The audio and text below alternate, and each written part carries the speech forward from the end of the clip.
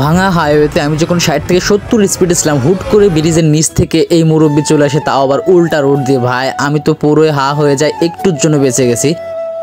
আসসালামু আলাইকুম, hello everyone, কি অবস্থা সবার, কেমন আছেন সবাই? আশা করি সকলে ভালো আছেন, সুস্থ আছেন। আজকে কিন্তু আমরা আপনাদেরকে পদ্মা সেতুর উপর দিয়ে দেখেন যে ভিউটা, আকাশটা মেঘলা মেঘলা আকাশ। আমি যখন ঢাকা থেকে বাসায় যাচ্ছিলাম, মানে ভিউটা, চারিদিকের ভিউটা যে অসাধারণ একটা ভিউ আসছিল, সত্যি মানে মনোমুগ্ধকর একটা ভিউ। আকাশটার দিকে তাকান, পুরো আকাশ মেঘে ঢেকে গেছে, আজ সাইড দিয়ে সবুজ।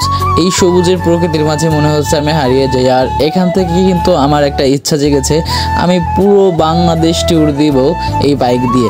জানি না কখন কবে কিভাবে সম্ভব হবে, তবে আমার ইচ্ছাটা অবশ্যই আমি সম্পূর্ণ করব। আপনারা দেখতেই পাচ্ছেন ভাই, পুরো আকাশটা যেভাবে মেঘে ঢেকে গেছে, আর চার সাইডটা সবুজ, এদিক সেদিক দিয়ে উপর দিয়ে রেলওয়ে বয়ে গেছে, মানে সব মিলে অনেক সুন্দর লাগছিল পরিবেশটা।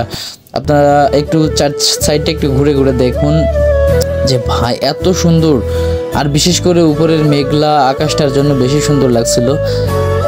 সামনে আমরা দেখতে পাচ্ছি যে উপর দিয়ে ট্রেন লাইন চলে গেছে। আর অবাক করার বিষয় হচ্ছে ভাই, দেখতেই পাচ্ছেন সামনে কিন্তু ট্রেনটা চলেও আসছে। এমন সময় ট্রেনটা চলেও আসছে, আপনারা দেখতে পাচ্ছেন ট্রেনটা কিন্তু যাচ্ছে।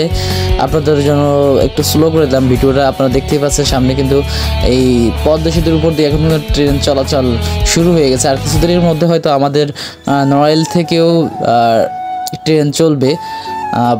আশাবাদী যে খুব তাড়াতাড়ি আমাদের রেলওয়েটাও চালু হয়ে যাবে, তখন কিন্তু আমাদের জন্য আরও বেশি সুবিধা হবে ঢাকা আসা যাওয়ার জন্য।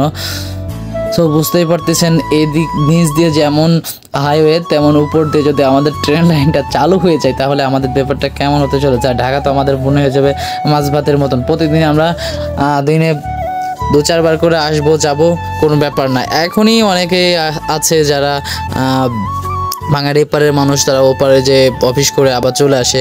আর এখানটাতেই কিন্তু সেই ঘটনাটা ঘটেছিল, আপনারা দেখতে থাকুন।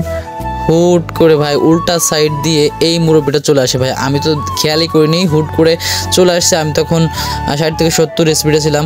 উল্টা রং সাইড দিয়ে যদি আসে, আর যারা আমার থেকে অনেক স্পিডে চালাচ্ছে, যেমন 100 থেকে, এই যে এই গাড়িটা সামান্য দেখেন, এই গাড়িটা চালাচ্ছিল কিন্তু 70-80-র মতন।